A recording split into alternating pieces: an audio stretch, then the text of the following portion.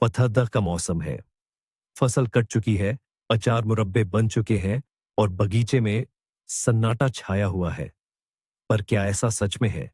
कई लोग सोचते हैं कि आखिरी टमाटर तोड़ने के साथ ही खेती का मौसम खत्म हो जाता है। लेकिन अगर मैं आपसे कहूं कि सबसे जरूरी काम जो आपकी आने वाली फसल को तय करेगा, वो तो अभी शुरू होता है। आज हम पथस डीडीएच के सबसे अहम सवाल पर चर्चा करेंगे। क्या हमें खेत की जुताई करनी चाहिए या नहीं? और मैं आपको दिखाऊंगा कि पथस डीडीएच में लिया गया एक छोटा सा फैसला कैसे आपके वसंत के काम को आधा कर सकता है और आपकी फसल को दोगुना बढ़ा सकता है। आइए जरा पीछे चलते हैं। हम में से लगभग सभी इस सोच के साथ बड़े हुए हैं कि पतझड़ अच में खेत की जुताई करना एक पवित्र नियम है। हमारे दादा दादी पौधे उठाते थे और जमीन के एक एक इंच को पूरी लगन से पलटते थे। माना जाता था कि इससे खरपतवार और कीड़े मकोड़ों से लड़ने में मदद मिलती है और मिट्टी भी भुरभुरी बनती है। लेकिन आधुनिक कृषि विज्ञान इसे अलग नजरिए से देखता है और अब हम समझेंगे कि ऐसा क्यों है। सबसे बड़ी बहस से शुरू करते हैं। मिट्टी खोदे या न खोदे, ये शायद सभी बागवानों के बीच सबसे गर्मागर्म बहस का विषय है। ये किसी शेक्सपियर के होना या न होना वाले सवाल जैसा ही है। बस बागवानी करने वालों के लिए सही जवाब पाने के लिए आइए अपने पैरों तले की जमीन को सिर्फ मिट्टी समझना बंद करें। आइए कल्पना करें कि हमारी मिट्टी एक विशाल, हलचल भरा, बहुमंजिला शहर है। इस शहर में एक ऐसा जीवन उबल रहा है जिसके बारे में हमें पता भी नहीं। इसकी हर मंजिल पर अपने खास निवासी रहते हैं। ये अरबों बैक्टीरिया, फफूंद और अन्य सूक्ष्म जीव हैं और उनमें से हर एक का अपना महत्वपूर्ण काम और अपनी रहने की विशेष परिस्थितियां हैं। ऊपरी मंजिलों पर, पेंट हाउस में तथाकथित एरोबिक जीव रहते हैं। इन्हें हमारी तरह ही जीवित रहने के लिए ऑक्सीजन की जरूरत होती है। वे सक्रिय रूप से जैविक पदार्थों को संसाधित करते हैं, मिट्टी को भुरभुरी और पोषक तत्वों से भरपूर बनाते हैं। और बेसमेंट वाली मंजिलों पर गहराई में एनारोबिक जीव रहते हैं। ये जीव इसके विपरीत ऑक्सीजन बर्दाश्त नहीं कर सकते। ऑक्सीजन इनके लिए जानलेवा है, लेकिन वे भी अपना उतना ही महत्वपूर्ण काम करते हैं। तो जब हम फावड़ा उठाते हैं तो हम इस पूरे शहर को उल्टा कर देते हैं। पेंटहाउस के निवासियों को हम गहरे बेसमेंट में गाड़ देते हैं, जहां वे हवा के बिना दम घुटकर मर जाते हैं। और बेसमेंट के निवासियों को हम सतह पर फेंक देते हैं, जहां वे मर जाते हैं। नतीजतन हम एक ऐसी जीवित प्रणाली को नष्ट कर देते हैं जो सालों से धीरे धीरे बनी थी। लेकिन इस भूमिगत दुनिया में कुछ ऐसे बड़े जीव भी हैं जिन्हें हम अपनी आंखों से देख सकते हैं। मैं बात कर रहा हूं केंचुओं की। ये हमारे बगीचे के सबसे महत्वपूर्ण, सबसे मूल्यवान और बिल्कुल मुफ्त श्रमिक हैं। उन्हें अक्सर प्रकृति के हल कहा जाता है और यह कोई अतिशयोक्ति नहीं है। हर दिन वे एक बहुत बड़ा काम करते हैं। सैकड़ों मीटर सुरंगें खोदते हैं, जिससे मिट्टी ढीली और संरचित होती है। ये सुरंगें हवा और पानी को पौधों की जड़ों तक पहुंचाने के लिए सही मार्ग हैं। लेकिन इतना ही नहीं, अपने शरीर से मिट्टी और जैविक पदार्थ को गुजारते हुए केंचुए अमूल्य खाद यानी बायोह्यूमस या वर्मी कंपोस्ट बनाते हैं, जो दुनिया की सबसे अच्छी खाद है। अब कल्पना कीजिए क्या होता है जब फावड़े का तेज ब्लेड उनकी दुनिया में घुस जाता है। यह सिर्फ एक परेशानी नहीं, बल्कि एक आपदा है। हम उनकी पूरी जटिल सुरंग प्रणाली को नष्ट कर देते हैं, उनके शरीर को टुकड़ों में काट देते हैं और उन्हें सतह पर फेंक देते हैं, जहां वे पक्षियों का आसान शिकार बन जाते हैं। हर शरद आतों की खुदाई इन अमूल्य सहायकों की आबादी पर एक बड़ा प्रहार है।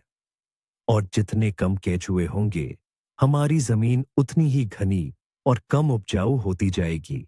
कई माली मानते हैं कि पतझड़ में मिट्टी खोदने का मुख्य उद्देश्य खरपतवारों को नियंत्रित करना है। उनकी सोच सीधी है। मिट्टी की परत को पलटा, खरपतवारों की जड़ें ऊपर आ गईं, सर्दियों की ठंड से जमकर मर गईं और वसंत में परेशानी कम होगी। ये सुनने में तो अच्छा लगता है, लेकिन असल में अक्सर इसका ठीक उलटा होता है। आइए कल्पना करें कि जमीन सिर्फ एक घर नहीं, बल्कि बीजों का एक विशाल बैंक है। मिट्टी की ऊपरी परतों में ऐसे बीज होते हैं जो अपने सही समय का इंतजार करते रहते हैं, और उनमें से कई बीज सालों तक, यहां तक कि दशकों तक वहीं सोए रह सकते हैं, जब तक उन्हें अंकुरित होने के लिए सही परिस्थितियां नहीं मिल जाती। जब हम खुदाई करते हैं तो क्या होता है, हम एक जुआरी की तरह इस बैंक को हिला देते हैं। जो बीज गहराई में शांति से सो रहे थे और हमें परेशान करने का उनका कोई इरादा नहीं था, उन्हें हम ऊपर रोशनी और गर्मी में ले आते हैं। असल में हम खुद ही उन्हें वसंत में उगने का न्योता दे देते हैं, और जो खरपतवार पहले से उग रहे थे, उन्हें हम बस टुकड़ों में काट देते हैं। उनमें से कई, जैसे कि दूब घास का हर छोटा टुकड़ा वसंत में एक नया पौधा बन जाता है। नतीजतन खरपतवारों से छुटकारा पाने के बजाय हम अगले मौसम के लिए खुद ही अपनी दुगुनी मेहनत बढ़ा लेते हैं। तो क्या इसका मतलब यह है कि फावड़े को बेझिझक कबाड़ में बेच देना चाहिए, या कोठरी के सबसे गहरे कोने में छिपा देना चाहिए? निष्कर्ष निकालने में जल्दबाजी न करें। हर नियम की तरह इसके भी अपने अपवाद हैं। कुछ ऐसी स्थितियां भी हैं जहां शरद ऋतु में मिट्टी की गहरी खुदाई न केवल उचित है, बल्कि वास्तव में जरूरी है। पहला और सबसे महत्वपूर्ण मामला है भारी, चिकनी और पानी से जम जाने वाली मिट्टी। आप ऐसी मिट्टी को जरूर जानते होंगे। अच्छी बारिश के बाद ये एक चिपचिपे दलदल में बदल जाती है, और सूखने पर एक ऐसी कठोर परत बन जाती है जिसे फावड़े से भी तोड़ना मुश्किल होता है। ऐसी जमीन में जड़ों तक हवा शायद ही पहुंच पाती है। बस यही फावड़ा काम आता है। शरद ऋतु में कड़ाके की ठंड पड़ने से ठीक पहले ऐसी जमीन को फावड़े की पूरी गहराई तक खोदा जाता है। लेकिन एक अहम बात का ध्यान रखना जरूरी है। मिट्टी के ढेलों को किसी भी हाल में तोड़ना नहीं है। उन्हें वैसे ही बड़े बड़े ढेलों के रूप में छोड़ दिया जाता है। सर्दियों में पाला, बर्फ और नमी आपका सारा काम कर देंगे। पानी मिट्टी के छिद्रों में जमने पर फैलेगा और इन ढेलों को अंदर से तोड़ देगा, जिससे मिट्टी ज्यादा भुरभुरी और सुगठित हो जाएगी। वसंत में आपको बस क्यारी पर हल्के से रेक चलाना होगा। दूसरा मामला जहां आपको गहरी जुताई के बिना काम नहीं चलेगा, वह है बंजर जमीन को खेती के लायक बनाना। अगर आपको कोई ऐसा नया प्लॉट मिला है जिस पर कई सालों से कोई खेती नहीं हुई है, और वह बारहमासी खरपतवारों के घने जाल से ढक गया है, तो अफसोस, सिर्फ ऊपरी तौर पर मिट्टी को तैयार करने से बात नहीं बनेगी। दूब घास, सांठी या हिरणखुरी जैसे खरपतवारों की जड़ें इतनी मजबूत और आपस में इतनी गूंथी हुई होती हैं कि वे मिट्टी में एक घना, लगभग कालीन जैसा जाल बना लेती हैं। इनसे छुटकारा पाने और जमीन को फसल उगाने के लिए तैयार करने के लिए एक बड़ी और गहरी पहल की जरूरत होती है। ऐसे में पतझड़ के मौसम में फावड़े या कुदाल से लगभग 2 फीट तक गहरी खुदाई करना, जड़ों को सावधानी से चुन चुनकर निकालना और मिट्टी के ढेलों को घास वाली तरफ से नीचे पलट देना एक बेहद जरूरी कदम है। हाँ, यह कड़ी मेहनत का काम है, और हाँ, यह मिट्टी की प्राकृतिक संरचना को कुछ हद तक बिगाड़ता भी है। लेकिन इस खास स्थिति में यह एक मजबूरी भरा कदम है जो आपके भविष्य के खेत या बगीचे की मजबूत नींव रखेगा। आने वाले सालों में जब जमीन पूरी तरह से खेती के लायक बन जाएगी, तब आप यकीनन ज्यादा नरम तरीकों पर स्विच कर सकते हैं, और करना भी चाहिए। लेकिन शुरुआत में अफसोस, फावड़े या कुदाल के बिना कोई चारा नहीं। तो अगर आपकी जमीन एकदम नई नहीं है या बहुत भारी चिकनी मिट्टी नहीं है, तो फावड़े को किनारे रख सकते हैं। लेकिन इसका मतलब यह नहीं है कि क्यारियों को ऐसे ही छोड़ देना चाहिए। पूरे मौसम में जमीन कठोर हो गई है और उसे हल्का करना यानी गुड़ाई करना जरूरी है। और यहीं पर हमारे नए सबसे अच्छे दोस्त काम आते हैं, गार्डन फोर्क और फोकिन का प्लान कटर। ये औजार मिट्टी की सतह पर हल्की और सौम्य प्रक्रिया करने की अनुमति देते हैं। आखिर इसका सार क्या है? हम मिट्टी की परत को पलटते नहीं हैं। हमारा काम बस मिट्टी की ऊपरी परत को 5 से 10 सेंटीमीटर की गहराई तक ढीला करना है। अगर आप गार्डन फोर्क का उपयोग कर रहे हैं, तो आप उन्हें जमीन में गाड़ते हैं और फिर आगे पीछे हिलाते हुए हल्का सा ऊपर उठाते हैं। मिट्टी के ढेले ऊपर उठेंगे और बिखर जाएंगे, लेकिन मिट्टी की परतें आपस में मिलेंगी नहीं। अगर फोकन का प्लान कटर आपके पास है तो काम और भी आसान हो जाता है। हल्के हाथों से आप बस मिट्टी की ऊपरी परत को काटते हुए ढीला कर देते हैं। यह हवा और नमी के बेहतर प्रवेश के लिए पूरी तरह पर्याप्त है और साथ ही यह मिट्टी के शहर की पूरी संरचना को बनाए रखता है और उसके निवासियों को परेशान नहीं करता। इस तरह की गुड़ाई में पारंपरिक गहरी जुताई या खुदाई के मुकाबले कहीं कम समय और मेहनत लगती है। जमीन तैयार करने की बात तो हो गई। अब आते हैं बागवानी के सबसे पौष्टिक हिस्से पर, पतझड़ की खाद पर। पतझड़ सिर्फ सीजन का अंत नहीं है, बल्कि हमारी जमीन के लिए एक शाही दावत का इंतजाम करने का बेहतरीन समय है। पतझड़ में खाद डालने का सबसे जरूरी नियम समझना अहम है। इस दौरान हम उन पौधों को नहीं खिलाते जो अब नहीं है, बल्कि हम सीधे मिट्टी और उसके अनगिनत सूक्ष्म जीवों को पोषण देते हैं। हम उनके लिए लंबी सर्दी के लिए मानो एक खाने का गोदाम तैयार करते हैं। ठंड के महीनों में ये सूक्ष्म जीव और केंचुए हमारे द्वारा डाली गई सारी जैविक सामग्री को धीरे धीरे पचाकर संसाधित करेंगे और वसंत तक, बिल्कुल रोपण के समय तक, यह छोटे पौधों के लिए आसानी से अवशोषित होने वाले संतुलित पोषण में बदल जाएगी। यह एक ऐसे पकवान को पकाने जैसा है जिसे धीमी आंच पर लंबे समय तक पकने दिया जाता है। आप पतझड़ में सारे अवयव डालते हैं और वसंत में आपको तैयार पौष्टिक शोरबा मिलता है, जिस पर आपकी फसल मजबूत और स्वस्थ उगेगी। इसलिए पतझड़ में क्यारियों को खाद देना भविष्य की फसल में सबसे महत्वपूर्ण निवेश है। तो अपनी मिट्टी को क्या खिलाएंगे?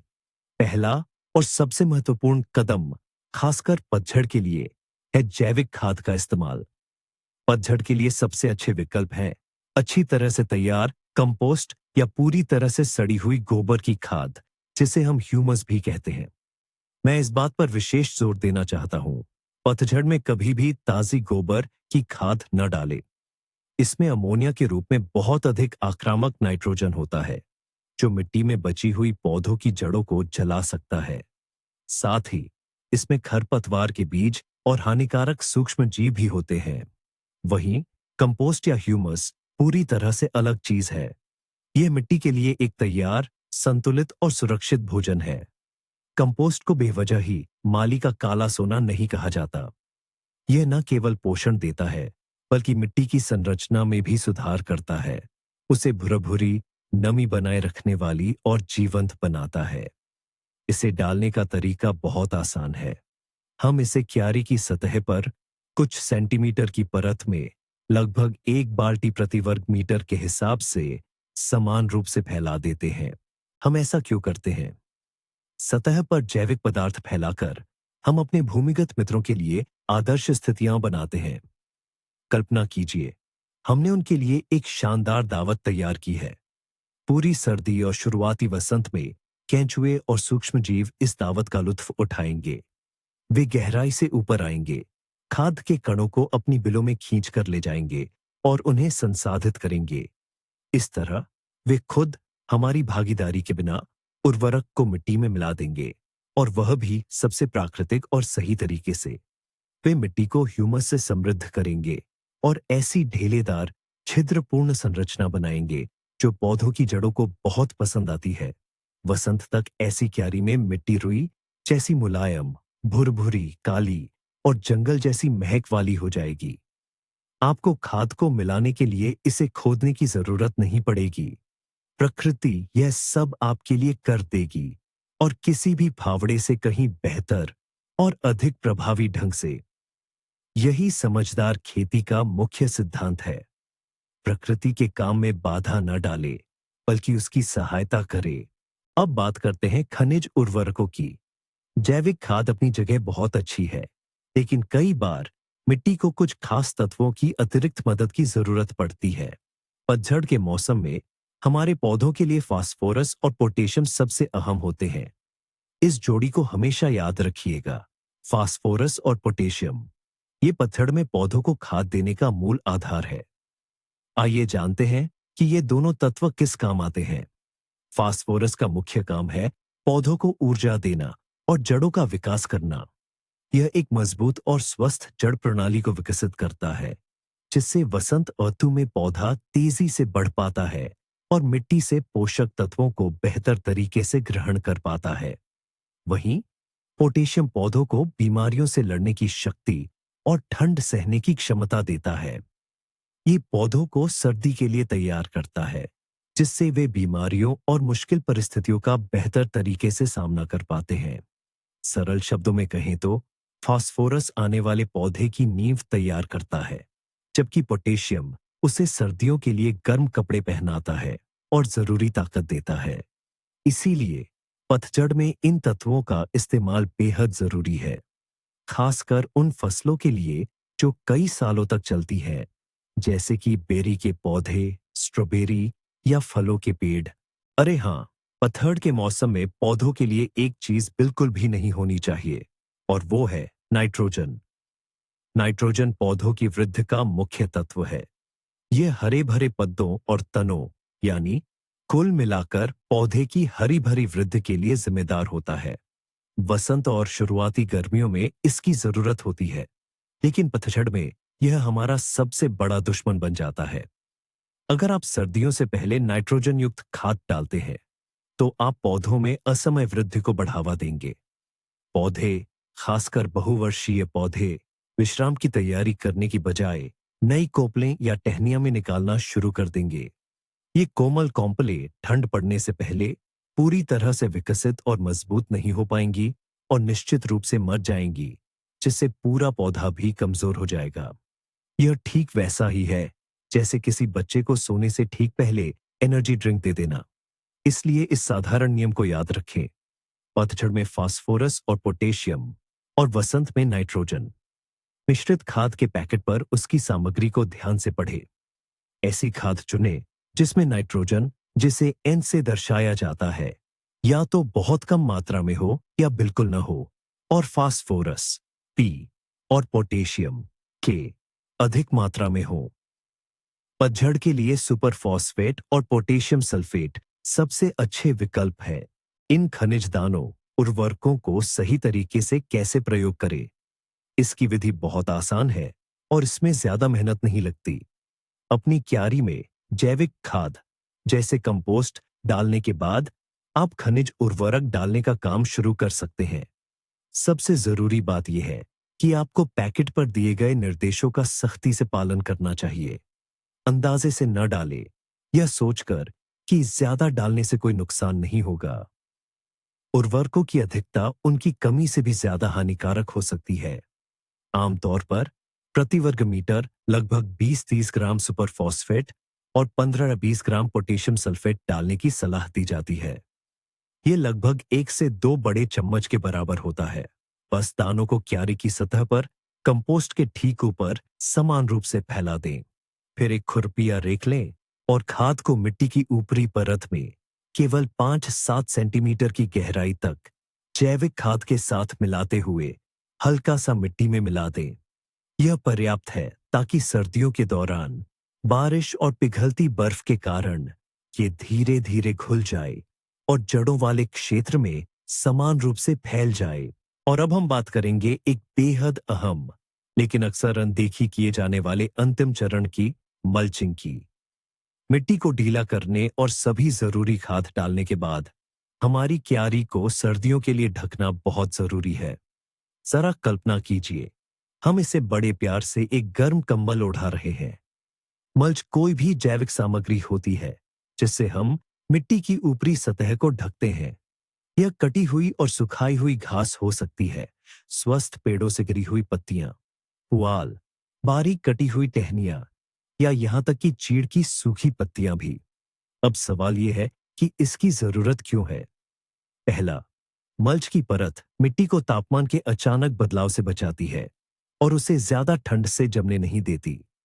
इससे मिट्टी के लिए फायदेमंद सूक्ष्म जीवों और केंचुओं का जीवन बना रहता है।